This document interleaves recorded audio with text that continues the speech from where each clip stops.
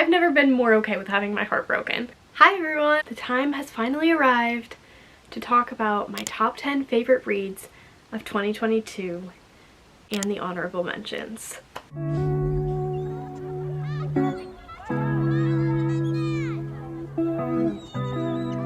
Hi guys, welcome back to my channel. My name is Aylin, and like I said, we're going to be talking about my top 10 favorite reads of 2022.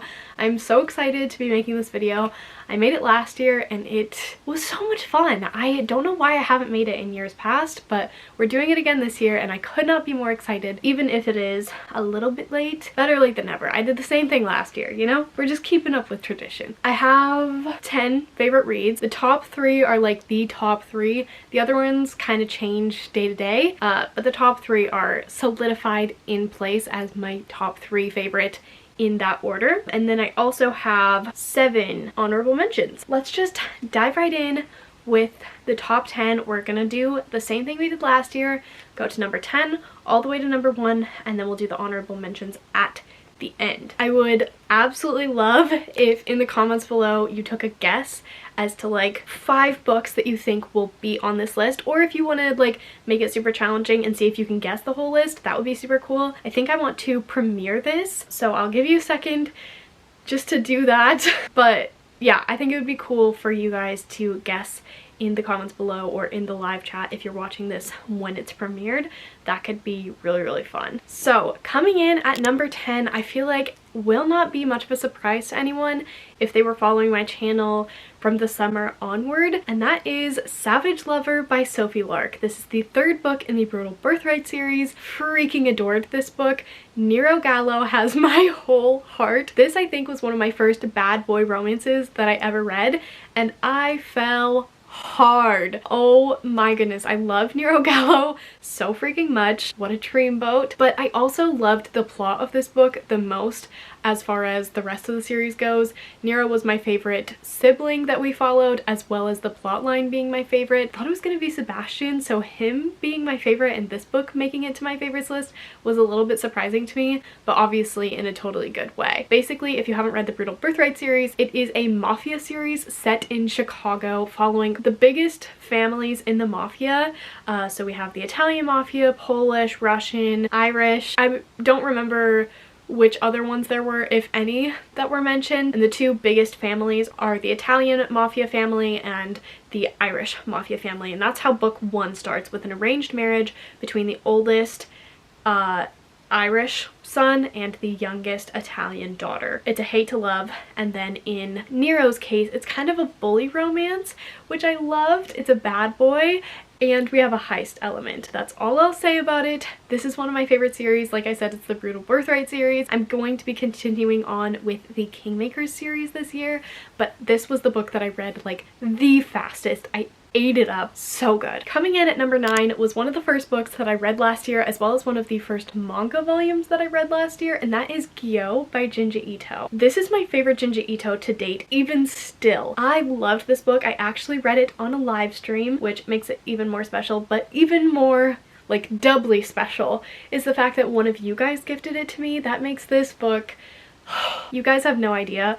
I even taped in the little note from the person who sent it. I still remember, but just for privacy reasons I won't say, so you know who you are. Thank you. This was the absolute sweetest. This one is basically about a really bad smelling fish is able to walk on land, and it's like terrorizing Okinawa. It is so creepy. It is so gross. If you don't like body horror, Junji Ito is not the guy for you, but I loved this book. I loved that it was a continuous story as opposed to Tomi, which kind of felt broken up and different stories about Tomi. This one was just one straight chronological plotline, and I really appreciated that. This was so good. It was so gross, but it was so good. I don't really know what else to say about it, except that it was one of the first books that like really pulled me out of a sadness that I was in at the beginning of last year. So coming in at number 8 is a book that I kind of have yet to talk about to you guys. I did film an entire reading vlog for it, but it was in like October. So if you guys still want that, let me know and I will definitely edit it and get it out for you. The Final Gambit by Jennifer Lynn Barnes.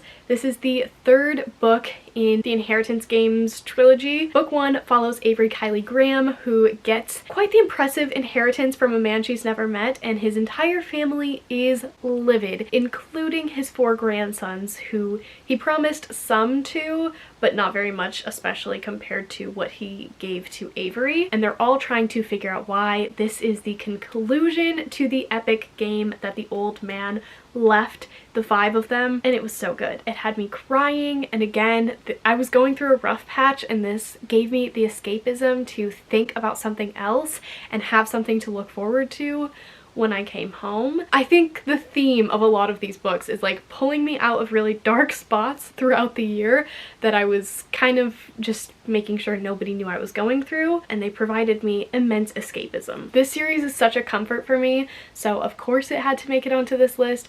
I was nervous that I wasn't going to love it as much, but even if it's not as good as like the first and second book, I still really loved it, and I will still continue on with the Hawthorne Boys series that is coming out. I cannot wait, by the way. It's gonna be so good. I love all of the Hawthorne boys, and if I could marry one of them in a heartbeat, I absolutely would. Number 7 is one that made me feel really seen, and that is Undercover Bromance by Lyssa Kay Adams. This is the second book in the Bromance Book Club series. I absolutely love this series. I finished books 2 through 5 this year, so I marathoned pretty much the whole thing after having read the first book in 2020. This one we are following Liv. I'm not going to attempt her last name because I think I'm going to butcher it. I'm sorry. And then we are also following Braden Mack. Basically, this series follows a group of guys, the wealthiest men in Nashville, who are really struggling in their love lives. And so in order to better romance the women that they are interested in, or potentially their wives, like in the first book, they have a book club where they read romance novels. They call them the manuals, and then they get together, give each other advice, and try to pull each other out of their funks. Braden is super wealthy, and he tries to use money to show off, and Liv is the first person who kind of gives it back to him, and she's like, I don't care about your money. I don't have any money. I don't want yours. I would like to know you as a human being. They kind of get off on the wrong foot at first, and so it's a dislike to lovers type of thing. But I really loved it. It also covers some really important topics that are near and dear to my heart, such as sexual harassment, especially in the workplace. So definitely look up content warnings if that's something you're sensitive to. But I really loved how it was handled. Liv doesn't make perfect choices all the time, neither does Braden, but I feel like that makes them really authentic people, and they do come to their senses on their own. Even if it is frustrating to read at points, them coming to it on their own and genuinely like apologizing for those things makes the payoff better, in my opinion. But yeah, I loved this book. It's my favorite book in the series. Of course it had to make it onto this list. I listened to it in one go. I was obsessed. I couldn't stop. Number 6 was one of the first books that I read this year to absolutely shatter my heart and not give it back in one piece, and I've never been more okay with having my heart broken. The Confidence of Wildflowers by Macaulay Smeltzer. I had seen this series going around literally everywhere, especially on Bookstagram, and I was like, all right, what is the big deal about this series? And then I read it, and I couldn't stop reading it. This is an age gap romance duology where we are following Salem, who is 18, and her neighbor Thayer. This is a grumpy sunshine trope, and basically Salem starts watching Thayer's son over the summer and becomes his nanny, and he falls for her, but it's so much more than that. So definitely look up content warnings. It can be hard to read, especially the ending of this one. I did not see it coming. I would recommend going in relatively blind if you're not bothered by too many triggers. For parents, I would definitely say look at the content warnings. Like I said, the grief really shocked me, and the thing at the end of the book really took me by surprise, but I loved this duology. I did like this one slightly more than the sequel, but I still really enjoyed the sequel, and I definitely think it's worth reading 110%. And I was so happy that I was introduced to a new author that I will definitely be reading more from, especially Sweet Dandelion. I feel like is one that I've seen a lot about, and I really want to read more from Macaulay Smeltzer. But I loved this book. I again read it in like 2 days or something like that. I ate it up. I could not get enough of this. 12 out of 10 recommend. Also not super smutty. There are a couple scenes, but they're not very graphic, so if you're not into that, I would say it's spicy but not smutty, if that makes sense. Coming in at number 5, we have another romance. This one is traditionally published, and it is A Princess in Theory by Alyssa Cole. This one is one that I've had my eye on for a really long time. I've heard amazing things about Alyssa Cole as an author, and I was like, all right, let's try it. I was obsessed with this book. Oh my goodness. It's been a minute since I read it because I think I read this in like February of last year. But basically, so I don't remember the characters' names. I apologize. Our heroine in this is a woman in STEM, and she keeps getting these really weird emails that seem like they are a scam. Like if I got them in my inbox, I would also assume that they're scam and just report them as like spam, delete, trash, get rid of them. And then one day this guy shows up, they end up falling in love, and she finds out he's a prince and she is royalty. She needs to go back to her country. Everyone is very confused as to why her parents took her, and she's very confused because her parents passed away when she was very young, and so nobody ever told her who she truly is. So when she's learning about all of this, she's very, very angry with everybody. There's so much more than just the romance in this. While I did love the romance, I loved the plot of it. I loved how intrigued I was with everything, and Alyssa Cole's ability to craft two characters so perfectly made for each other despite their differences and have them overcome everything.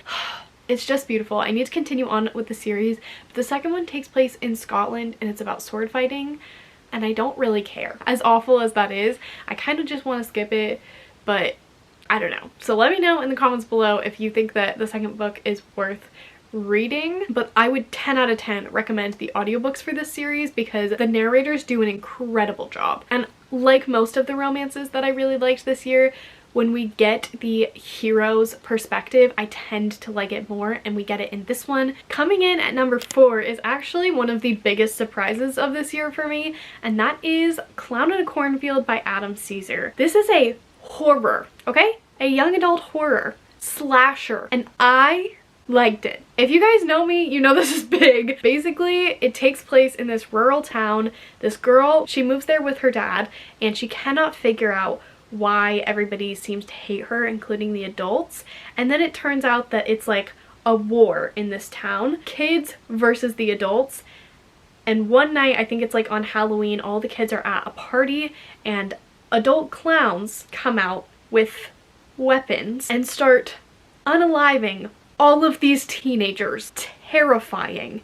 And I loved it, which is the weirdest thing for me. I loved how thought-provoking it was. I loved how much it scared me. I didn't ever think I'd be 1/4 slasher, so the fact that I enjoyed this as much as I did, I gave it like 4.75 out of 5 stars, and I'm definitely reading the sequel. Whew, this was good. This was so freaking good. If you're not into slashers, I would recommend trying this one. It also had a lot of commentary on politics and things like that that I really, really enjoyed. Also, like, not all of the adults are in on it, which makes it even scarier because some adults are also not breathing anymore by the end of the book.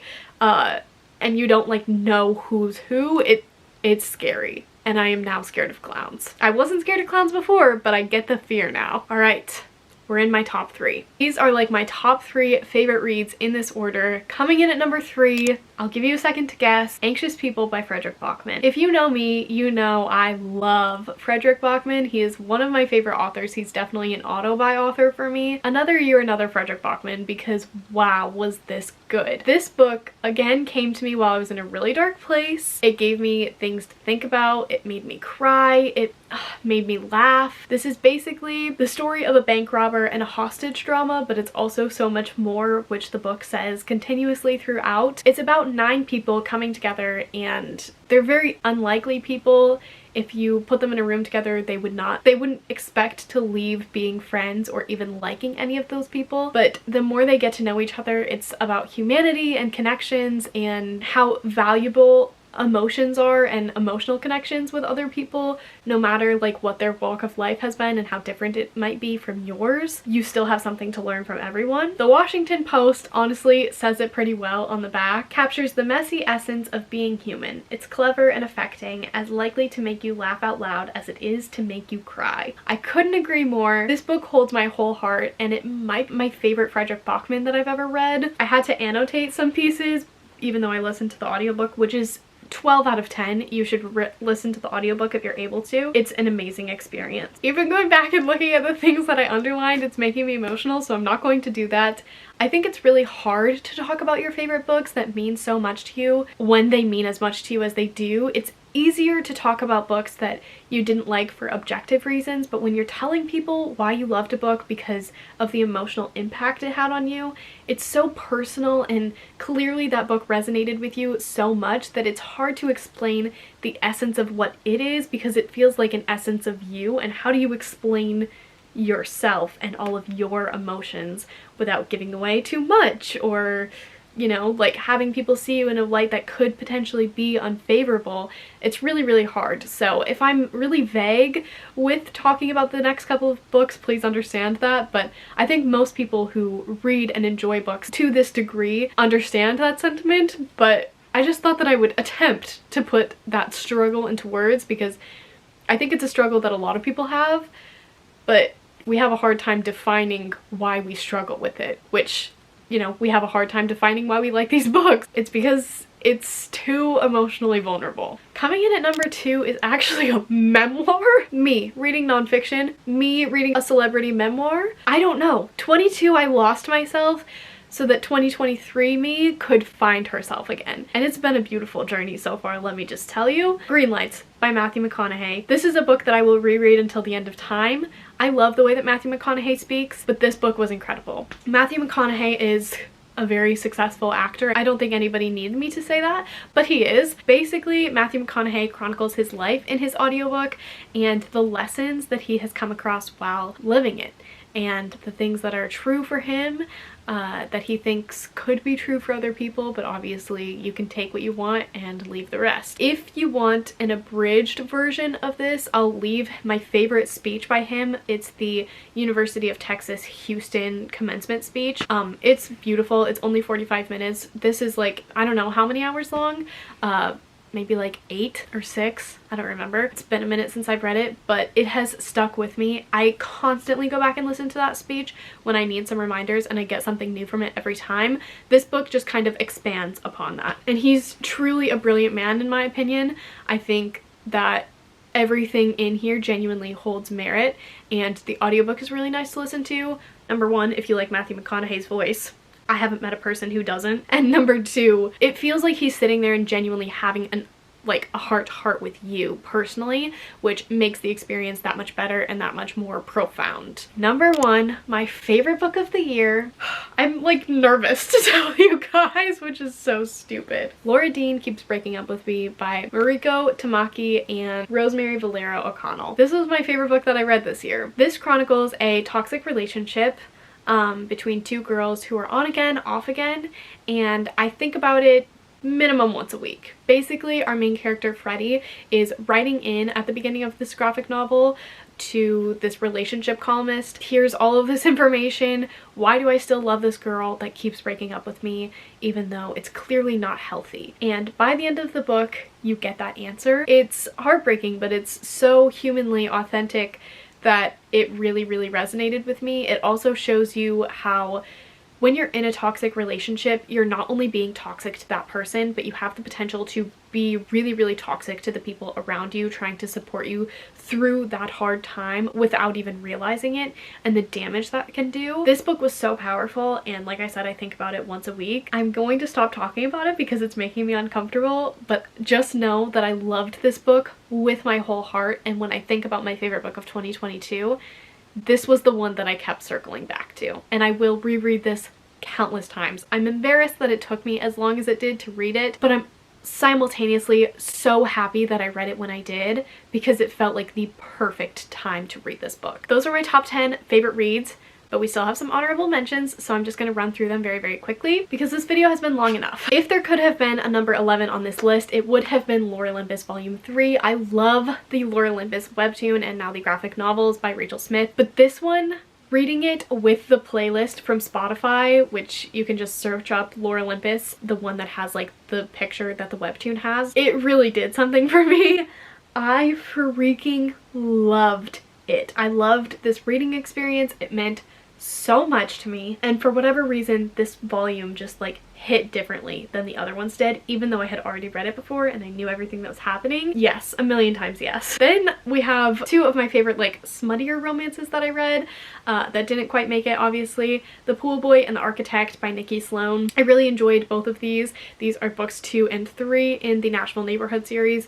I loved The Pool Boy and it's what introduced me into this series, which is why I had to put it on the honorable mentions. But of the two, The Architect was my favorite of the two and of the series that I've read thus far. Another romance that I really loved this year and almost made it onto this list is The Princess Trap by Talia Hibbert. I love Talia Hibbert and this one was so good. I love Cherry, and I don't remember the guy's name. I know it starts with an R, but I don't remember what it is. I loved the like royalty trope. I loved the tension between the characters. The smutty scenes were so good. This one is more like spicy, so it's not as smutty as like the Nashville Neighborhood series. There are only like a couple scenes in it, and I loved the banter. Cherry is one of my favorite heroines that I read all year, and this book just made me smile. So yes, go read it. If you loved the Brown Sisters trilogy, just read this one and The Roommate Risk. My camera cut me off because I was apparently talking for too long, which I think is offensive. I guess that means I need to wrap this up. To Sir with Love by Lauren Lane.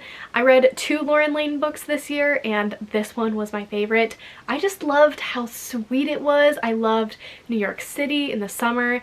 It just gave me all of the happy vibes. Again, I read this in January. It was one of the first books that I read last year, and so the happy sunshine vibes that this book emanated, I desperately needed. I felt like I was getting some vitamin D while reading this book. The third book I think I read last year was Finlay Donovan is Killing It by... why can't I ever remember the author's name? I think it's because there's a name in the title. El Casamano. I love this series. I'm so excited to continue on with it. I also read the sequel last year. I didn't love it as much as I love Finlay Donovan Kills Him. What? Kills him? I didn't love it as much as I read Finlay Donovan is Killing It, but I still really enjoyed it, so of course I had to put it on this list. This is a fun, like, cozy mystery of this author of romantic suspense novels who has reached writer's block. One day while she is at a meeting with her, like, publicist or her agent or something, someone overhears them talking about romantic suspense and thinks that she is a hit woman, and so she offers her a crap ton of money, which she desperately needs because she's not actively making any money, and her books have definitely slowed down because she's got writer's block, and maybe she does it. Maybe. I'm just saying. And lastly, we have Blue Flag. I didn't pick a specific volume. I read the first 5 last year. The first 4 brought me so much freaking joy and happiness while reading them that I couldn't not put them on this list. Those were my top 10 reads of 2022, as well as some honorable mentions. Let me know in the comments below what your favorites were, or if you guessed, let me know if you were correct, what surprised you, what didn't surprise you, etc, etc. I love chatting to you guys in the comments, so I will definitely see you there. But thank you all so much for watching. I hope that you're all doing well, reading mentally and otherwise. I hope you had a great reading year in 2022, and I really hope to see you all in my next video very, very soon. Bye guys!